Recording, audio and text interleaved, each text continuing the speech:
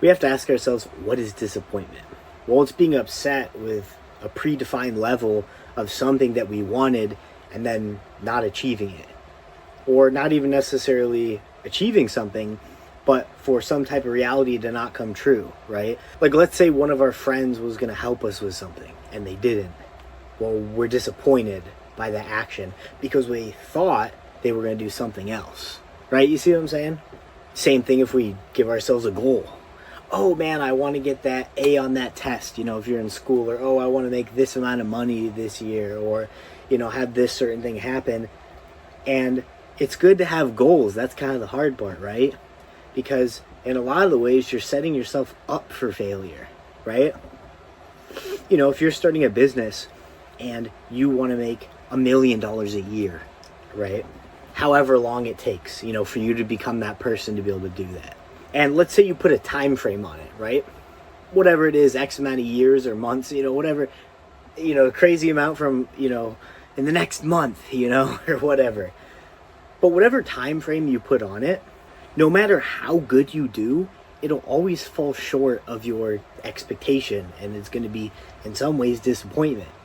Now, you may not be in that position right now. Like, let's say you made $300,000 out of your $1 million, but you're disappointed because you didn't hit that $1 million. Maybe you're thinking, oh, I wouldn't be disappointed in that. I would love that amount of money. Well, just put it into context of anything else. I'm sure you can find a plethora of examples in your life on when something like that has happened. You set a goal, you still did good by like any metric. And to be honest, any metric is better than your starting point. Literally, any percent, even 0.001 is literally better than your starting point. So if you did any amount better, that's good. And even if you did really good, but if it's below your expectation, then you're disappointed. So what is disappointment? Giving a fuck, to be honest, giving too much of a fuck. So how do we do that? Well, we don't give a fuck, which is very hard to do because we're conditioned that way to always give a fuck about anything and everything, even if we don't think so. Even if you're like, oh yeah, I don't have many friends, I don't really care what people think, whatever. Even just simple things. Like, I'll give you an example. I don't really care about going to the gym and what people think about me, but I want to look good. I want to wear a shirt, I'm going to take a shower, I want to smell nice. And even though I'm not trying to impress people, those are just like little things you do.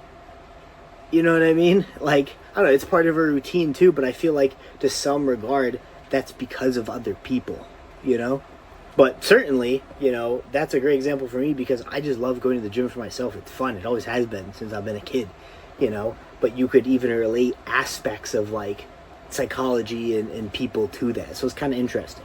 A good book is, I believe it's The Subtle Art of Not Giving a Fuck.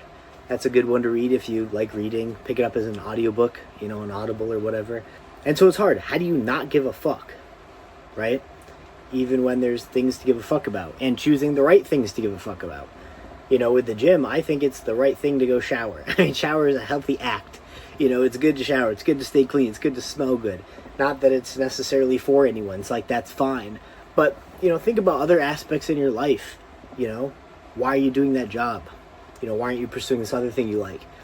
Why are you studying that thing in school, maybe? Why do you still hang out with those people that you probably shouldn't hang out with? Or why do you care about those opinions of those parents or other family members or friends that are actually really toxic and you should get rid of, which is a whole nother thing. But, think about that. Why do you care? Because you need approval, validation. Even when we don't think we do, a lot of the times we do, and it's from deep-rooted insecurities. And that's okay. It's not bad. You're not a little bitch. You're not a worse person.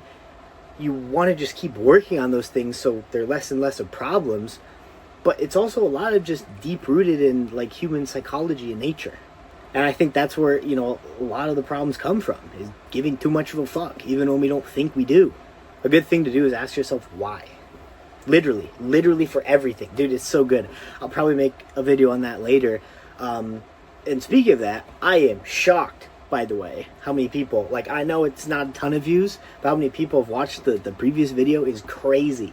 And the amount of like positive comments and support, especially for the low amount of views, is like literally said in that video, if this is like one person or two people that see it, and like, dude, literally every comment is so positive. So I want to thank you all for that, and that's so cool, you know, because in this world, that's what we want. We want to share experiences, you know, we want people to relate to us, and that's one, like, really the foundation of human existence and positive, you know, reinforcement. So that's pretty cool. I also wear a hat because my hair's super messy.